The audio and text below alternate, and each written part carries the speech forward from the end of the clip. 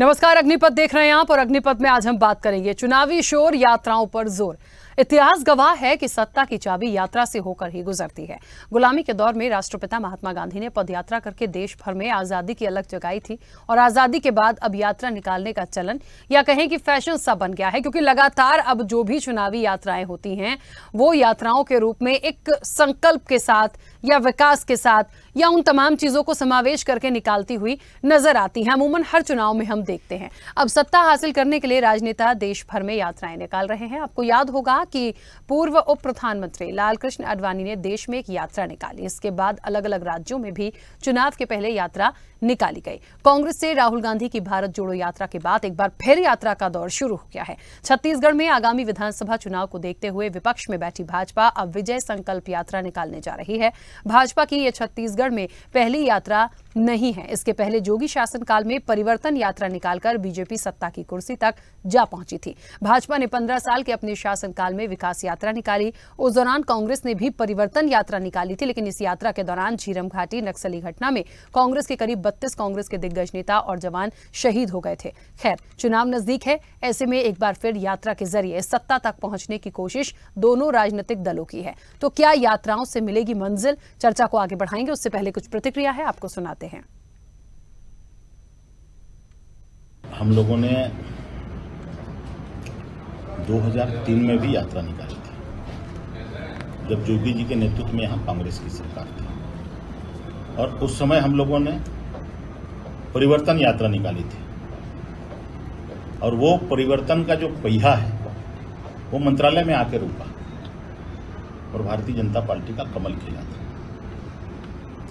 जब हम 15 साल सरकार में रहे तो हम विकास यात्रा लेकर के निकले थे। सत्ता में अगर कोई पार्टी रहती है तो उसका कर्तव्य है कि अपने काम काज को लेकर के जनता के बीच में जाए, अपना लेखा जोखा लेकर के जाए। जैसे वर्तमान में हम केंद्र में 9 साल से हैं, हम जनता के बीच अपना हिसाब किताब लेकर के घर घर गांव गांव जा रहे हैं। आज हम विपक्ष में छत्तीसगढ़ में ये फिर से यात्रा के बारे में विचार विमर्श चल रहा है। हम भी जा रहे हैं जनता के बीच में। हम जनता के बीच में जा रहे हैं तो अपनी सकारात्मक बातों को लेकर जा रहे हैं। हमारी सरकार ने जो जन घोषणा पत्र के 36 में से 34 वायदे पूरे किए, जो हमारी सरकार 51 योजनाएं लागू की है, उसको लेकर जनता के बीच में जा रहे हैं और जनता के बीच में हम उनकी प्रगति यात्रा को उनके सामने रख रहे हैं। भारतीय जनता पार्टी के पास में क्या है? वो दावा करते हैं कि वो नरेंद्र मोदी जी की सफलताओं को लेके जाएंगे। तो नरेंद्र मोदी जी की तथाकथित योजनाएं यदि छत्तीसगढ़ में सफल हुई है तो उसमें तो हमारी सफलता अपने आप सुनिश्चित है। कोई भी केंद्रीय योजना का एजेंसी कौन होता है? राज्य सरकार होता है। हर केंद्रीय योजना में केंद्रांश के साथ साथ एक बड़ा हिस्सा राज्यांश का होता है। प्रधानमंत्री आवास की बात कर ले या फिर कोई अन्य बात कर ले, सड़क की बात कर ले, तो हर योजना में केंद्रांश के साथ साथ राज्यांश होता है। यदि आपको ऐसा लगता है कि केंद्र की योजनाएं छत्तीसगढ़ में लागू हुई है तो मुक्त कंठ से हमारी सरकार की प्रशंसा करिए। ये ऐसा नहीं चलेगा गुड़ खाओ गुलगुला से परहेज करो। जनता इसको बेहतर ढंग से समझ रही है। चलिए, तो छत्तीसगढ़ में लगातार जिस तरीके से कहते हैं ना कि चुनाव की तैयारियां बड़ी जोर शोर से चल रही हैं और यात्राओं के जरिए कहते हैं ना कि मंजिल जो है वो किसको मिलेगी और जनता किसको यात्राओं के बाद मंजिल तक पहुंचाएगी, ये कई सारे सवाल हैं। क्योंकि जो यात्रा निकालने की बात हो रही है या विजय संकल्प यात्रा की बात हो रही है, क्या मकसद इन यात्राओं का, किन चीज़ों को लेकर जाने की प्लानिंग है, क्या आप उनके बीच में जाएंगे? क्योंकि भारत जोड़ो यात्रा राहुल गांधी ने भी निकाली थी और निश्चित तौर पर कहीं ना कहीं विकास संकल्प यात्रा होती है, फिर परिवर्तन यात्रा होती है। ऐसी बहुत सारी यात्राओं का जिक्र इस चर्चा में हमने आज कहीं ना कहीं हम करेंगे, लेकिन इसका कितना वाकई में फायदा होता है ये एक अपने आप में बड़ा सवाल जैसा है। इस चर्चा को मैं आगे बढ़ाऊंगी। हमारे साथ मेहमान जुड़े हैं, सबसे पहले आपका परिचय करा दें। कांग्रेस का पक्ष रखने के लिए मीडिया पैनलिस्ट अनिल सिंह चौहान हमारे साथ जुड़े हैं। अनिल जी, बहुत स्वागत चर्चा में जुड़ने के लिए। बीजेपी का पक्ष रखने के लिए मीडिया पैनलिस्ट प्रवीण साहू हमारे साथ जुड़े हैं। प्रवीण जी, आपका भी बहुत स्वागत है। चर्चा की शुरुआत सबसे पहले प्रवीण जी आपसे करना चाहती हूँ। मेरी आवाज पहुंच रही है? प्रवीण जी, क्या मकसद विजय संकल्प यात्रा का और किन चीज़ों का मुख्य रूप से समावेश करने की कोशिश है? मैं ये सवाल इसलिए कर रही हूं, जैसा कि नाम से ही स्पष्ट है, विजय संकल्प यात्रा, यानी हम जीत का, विजय का संकल्प लेंगे। लेकिन हम और किन चीजों का समावेश कर रहे हैं? जैसे कि भारत जोड़ो यात्रा का एक मकसद था कांग्रेस का, तो क्या विजय संकल्प यात्रा जो निकाली जाएगी उसका क्या मकसद है और कितना सफल इसको मानते हैं इस इलेक्शन के पहले? छत्तीसगढ़ माता की जय। आपके सम्मानित प्रवक्ता आपको और आपके सम्मानित चैनल के दर्शकों को नमस्कार। देखिए, जिस प्रकार ये नाम दिया गया विजय संकल्प रैली, जनता जानती है कि हम संकल्प के जो किस प्रकार संकल्प से सिद्धि को बढ़ते हैं, उसी संकल्प को लेकर हम एक रैली लेकर जा रहे हैं। और इसके साथ साथ जो हमने 15 साल काम किया उसका ब्यौरा हम दोबारा जनता को बताना चाहते हैं। और साथ में 4.5 वर्ष जिस प्रकार बघेल जी के शासन में कुशासन हुआ है, भ्रष्टाचार की पराकाष्ठा हुई है, बलात्कार की पराकाष्ठा हुई, उस विषयों को भी हम जनता के समक्ष लेकर जाने वाले हैं। इस प्रकार भाई आप आंकड़े देखिए एनसीआरबी के कि राज्य प्रत्येक दिन 3 बलात्कार हो रहे हैं। राज्य जो है नंबर 1 पोजीशन पर आता है सड़क दुर्घटना में। ऐसे अनेक क्षेत्र है जहां पर राज्य जो पिछड़ चुका है, जो राज्य विकास की ओर बढ़ रहा था विनाश की ओर बढ़ चुका है, उस विनाश की ओर जो यात्रा अग्रसर हो चुकी है उसको थामने के लिए और वापस विकास कर बढ़ने के लिए हम भारतीय जनता पार्टी की सरकार स्थापित करने के लिए जो संकल्प रैली को हम बढ़ रहे हैं। ठीक है, चलिए अनिल जी, क्योंकि क्या कांग्रेस भी और कुछ प्लान करेगी? भारत जोड़ो यात्रा तो देखिए मुझे लगता है भारत को जोड़ने की यात्रा थी। छत्तीसगढ़ में जिस तरीके से पहले भी ऐसा हुआ है कि यदि कोई सत्ता पक्ष कोई संकल्प यात्रा या विकास यात्रा निकालता है तो एक परिवर्तन यात्रा भी निकलती है। मुझे लगता है यहाँ पर थोड़ा सा अलग हो जाएगा, क्योंकि कांग्रेस को मैं नहीं कह सकती कि वो परिवर्तन यात्रा निकाले, क्योंकि ये विपक्ष की तरफ से चला जाएगा। लेकिन क्या कांग्रेस की ऐसी कोई प्लानिंग है या उनका भी कोई मकसद है? और इनकी विजय संकल्प जो यात्रा होगी उसको किस तरह से लेते हैं? देखिए राखी जी, कांग्रेस तो आजादी के पहले से, आजादी की लड़ाई में ही कांग्रेस ने आजादी का इतिहास और कांग्रेस का इतिहास एक पहला इतिहास है। और आपने देखा है कि आजादी के पहले से ही कांग्रेस ने इन यात्राओं के माध्यम से जनता को संदेश दिया और ये कांग्रेस की देन है। और लोकतंत्र में इसकी प्रासंगिकता और ज्यादा हो जाती है। कांग्रेस निश्चित रूप से अपनी प्रगति, अपने विकास, चुनाव के जो घोषणा पत्र थे उन 36 में से 34 वादों को जिस तरह माननीय भूपेश बघेल जी की सरकार ने पूरा किया है उसको लेकर हम जनता के बीच जाएंगे। और हम कभी भी विशुद्ध राजनीतिक यात्रा नहीं निकालते, हम उसको समाज से जुड़ी, समाज के हित में और जो रियलिटी है वो बताने का प्रयास करते हैं। अभी आप सुन रहे थे भारतीय जनता पार्टी के हमारे बहुत सम्मानित विद्वान प्रवक्ता कह रहे थे, उन्होंने नारी अस्मिता की बात कर दी, महिलाओं से संबंधित अपराध की बात कर दी। मैं उनके अदम्य साहस को आपके चैनल के माध्यम से प्रणाम करता हूँ। जब मणिपुर जैसी घटनाएं हो रही हों, जब उत्तर प्रदेश जैसी घटनाएं हो रही हों, खुलेआम इनके विधायकों और सांसदों का शोषण में नाम आ रहा हो, क्या कुलदीप सिंह सेंगर, क्या ब्रजभूषण सिंह, उसके बाद भी इन्होंने उस विषय को छेड़ा। इसके लिए मैं उनके अदम्य साहस को प्रणाम करता हूँ।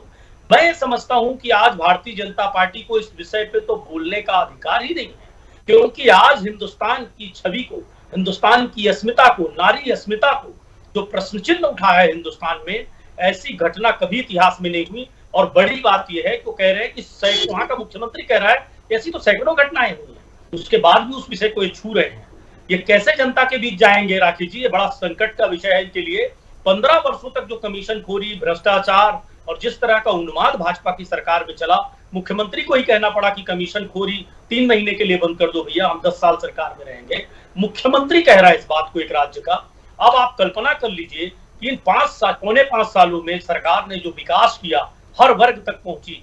जहां प्रदेश में हर दिन 3 से 5 किसान आत्महत्या कर रहे थे, वहां किसानों की आत्महत्या रुक गई, हर वर्ग के जेब में पैसा गया।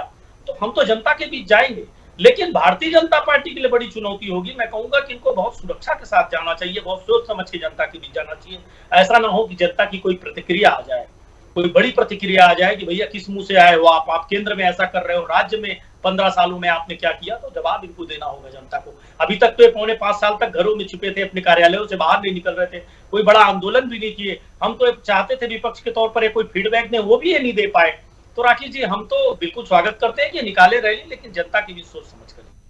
ठीक है, चलिए एक सुझाव के तौर पर कहीं ना कहीं सत्ता पक्ष की तरफ से आया है। प्रवीण जी, ये बात ठीक है, इसको कितना आप पॉजिटिव लेते हैं कि कांग्रेस क्या सुझाव दे रही है कि थोड़ा जनता के बीच सोच समझ कर जाएं? लेकिन मुझे दूसरी तरफ ये भी लगता है कि ये बात अनिल जी, ये बीजेपी भी कह सकती है विपक्ष में होके कि आप जो कहते हैं ना बार बार कि हमने इतना दिया, इतना दिया, इतना पूरा किया, तो आप भी जब जाएंगे तो थोड़ा सा बी अलर्ट। ये दोनों तरफ से हो सकता है, दोनों अलर्ट में। रोज जा रहे हैं राखी जी, हाँ, हम तो रोज जा रहे हैं। हमारे मुख्यमंत्री जी रोज भेंट मुलाकात कर रहे हैं, हमारा मुखिया रोज जा रहा है जनता के बीच, अभी युवाओं से बिलासपुर में मिलकर गया, दुर्ग में मिले, लगातार रोज जनसंवाद हो रहा है हमारा। हम तो सरकार में रहते हुए भी रोज सड़क पर हैं, रोज आम लोगों के बीच है। हमारे लिए कोई ये यात्रा पहली बार नहीं होगी। ठीक है, चलिए, मतलब आप निश्चिंत हैं कि गो बैक वाली चीजें सुनने को नहीं मिलेंगी। ठीक है, मतलब कुल मिला के बीजेपी को चिंता कर रही है। भाजपा ऐसा षड्यंत्र कर भी दे तो वो बड़ी बात नहीं है, मुश्किल। अच्छा, मतलब होगा तो प्रायोजित हो सकता है। अरे बड़े गंभीर आरोप लग रहे हैं यहाँ तो। प्रवीण जी,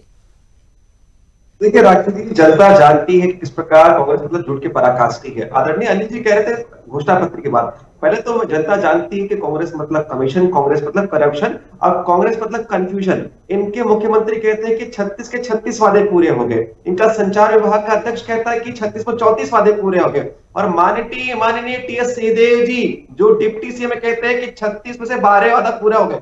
पहले आप लोग तय कर लीजिए कि कितने वादे पूरे हुए हैं। बाघेल आपके मुख्यमंत्री अलग कहते हैं, संचार विभाग अलग कहता है, डिप्टी सीएम अलग कहते हैं। पहले आपको तय करके कितने वादे पूरे हुए।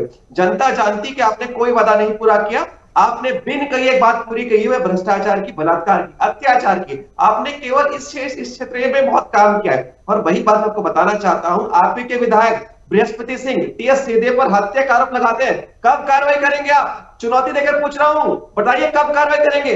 किसका संरक्षण मिल रहा है उनको कि बृहस्पति सिंह जी? अब तो टीएस सिंहदेव जी डिप्टी सीएम है, कार्रवाई क्यों नहीं हो रही इन पर?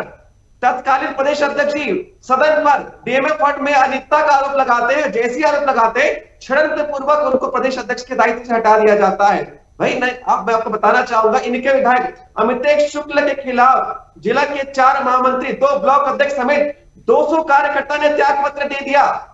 इनका मंडावी जी विधायक के खिलाफ पूरे कार्यकर्ता लामबंद है। इनके कार्यकर्ता ही इनके नेताओं के खिलाफ है। जनता जानती कि उन्होंने कोई काम नहीं किया। युवाओं की बात कह रहे थे ना, मैं आपको बताता हूं, अगर आप अपने जन घोषणा पत्र का पॉइंट नंबर 31वां देखिएगा, विद्यार्थियों और कहीं ना कहीं कॉलेज जाने वाले आपने छात्र छात्राओं को वादा किया था कि मुफ्त परिवहन की आप उनको सुविधा देंगे।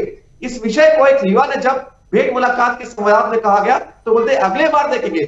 ऐसा तो आदरणीय बघेल जी है जो झूठ की पराकाष्ठा पार करते हैं, और सारा जो है कहीं ना कहीं भेंट मुलाकात प्रायोजित है। जब कोई युवा सच बोलने का साहस करता है तो उसे भगा दिया जाता है। आपने क्यों नहीं कहा कि आपने पॉइंट नंबर 31 में कहा था कि उनको मुफ्त परिवहन की सुविधा देंगे? युवाओं को आपने नशे के कहीं ना कहीं जाल में फंसा दिया है। शराबबंदी की पॉइंट कही थी पॉइंट नंबर 14 में, कहां है शराबबंदी? अब तो नशाबंदी की बात करें, कितने नशा मुक्ति केंद्र खोलेंगे बताइए? आपने युवाओं को कहा था कि 10 लाख युवाओं को बेरोजगारी भत्ता देंगे। और अनिल जी समेत पूरे कांग्रेसी मित्र सुन लो, ये तो भारतीय जनता पार्टी का प्रत्येक कार्यकर्ता सड़क से लेकर सदन तक कहीं ना कहीं आंदोलित हुआ, तब आपको मजबूरन इस अप्रैल से बेरोजगार युवाओं को बेरोजगारी भत्ता देना पड़ा।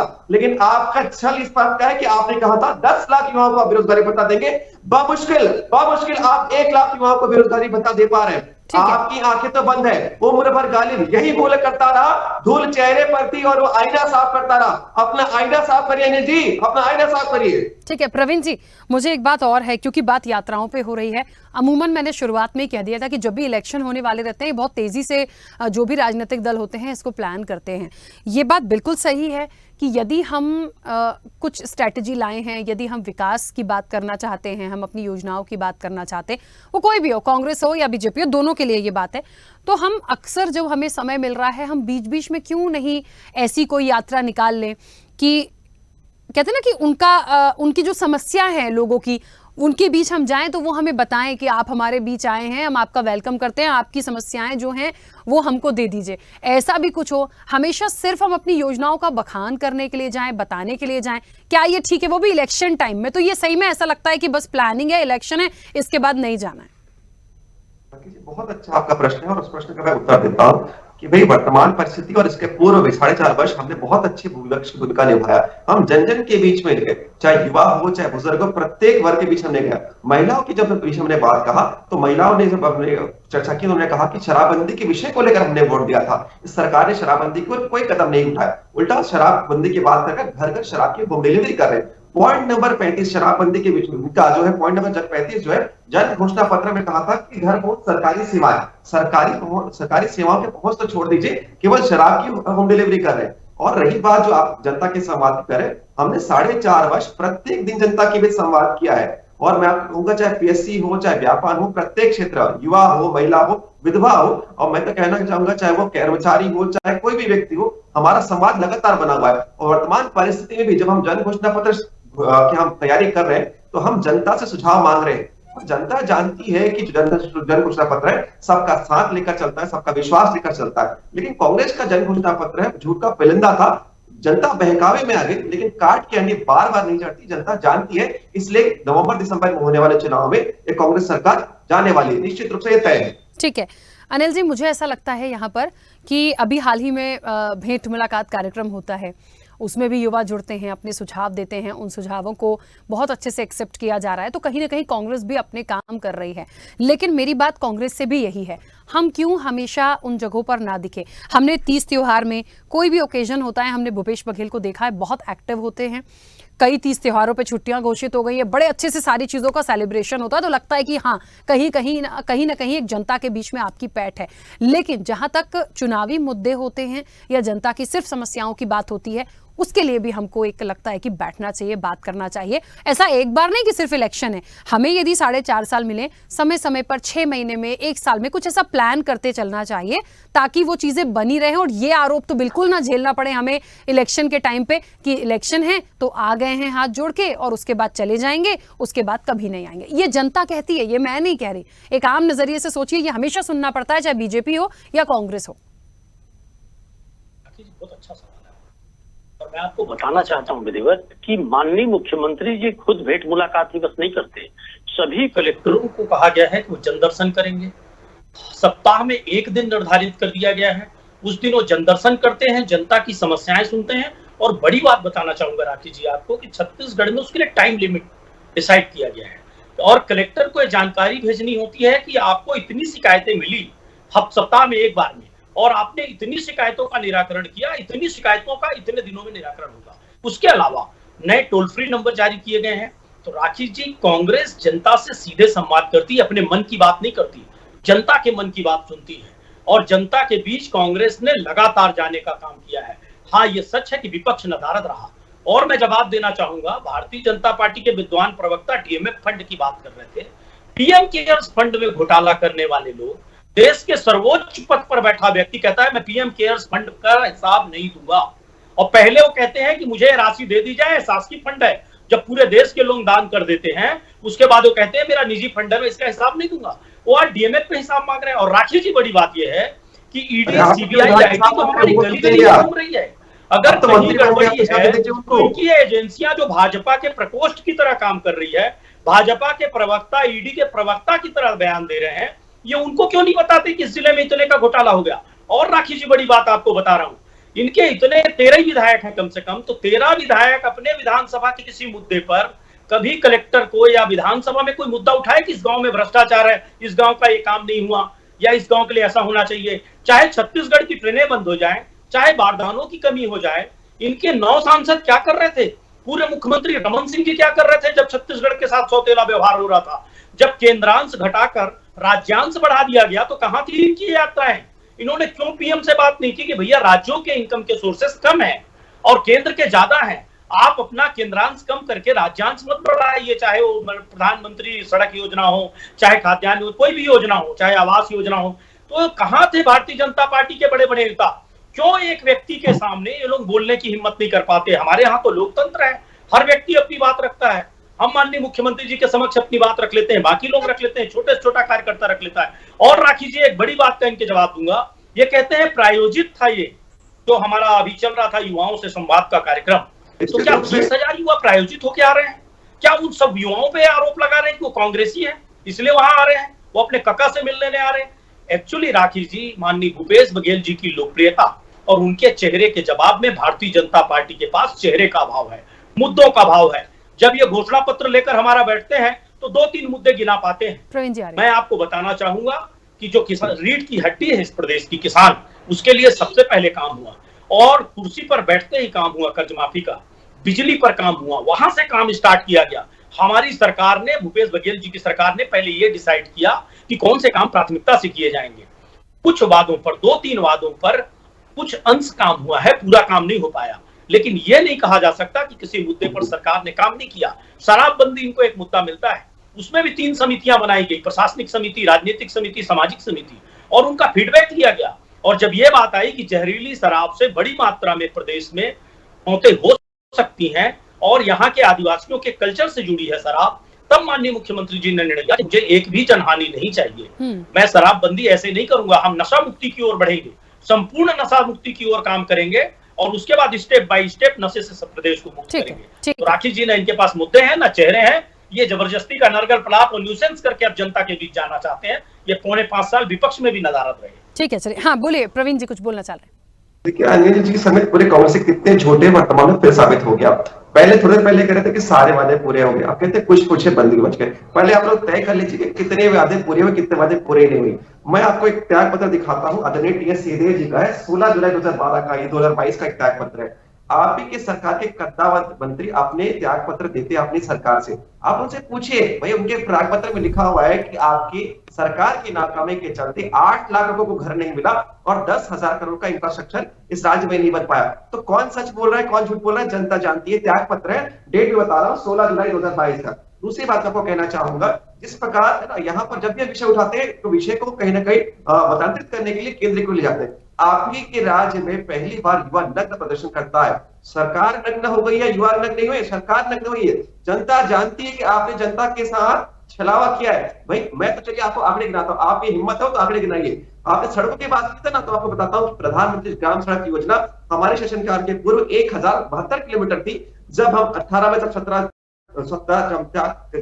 तो हमारे पास 22,750 किलोमीटर की सड़कें थी। मैं आपको पूरे आंकड़े बता देता हूं, आप हिम्मत है तो पूरे आंकड़े जवाब दीजिएगा।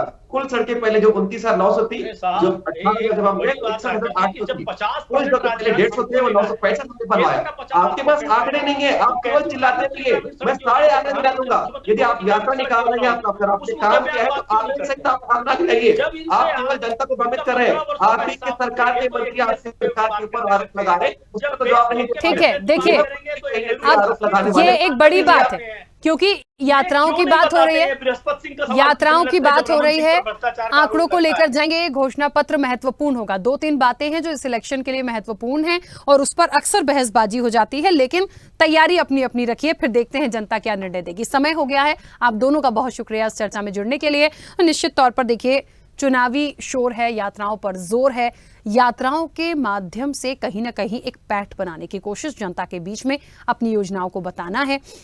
विपक्ष है तो वो कमियों को बताएगा सरकार की, सरकार है तो वो ये बताएगी कि भाई पिछली बार जो इतना लंबा समय बीजेपी को मिला उन्होंने क्या किया। तो कुल मिलाकर ये करके जाना है। जनता किसको मंजिल तक पहुंचाएगी, इन सब में ये बड़ा सवाल है। ये आने वाले समय में देखेंगे। चर्चा में इतना ही, दीजिए इजाजत, नमस्कार। ऐसे ही वीडियोस के लिए लाइक करें, शेयर करें, फॉलो करें। YouTube पर जाकर सब्सक्राइब कर बेल आइकन दबाना ना भूलें और ताजा अपडेट्स के लिए स्वदेशलाइव.com पर जरूर जाएं।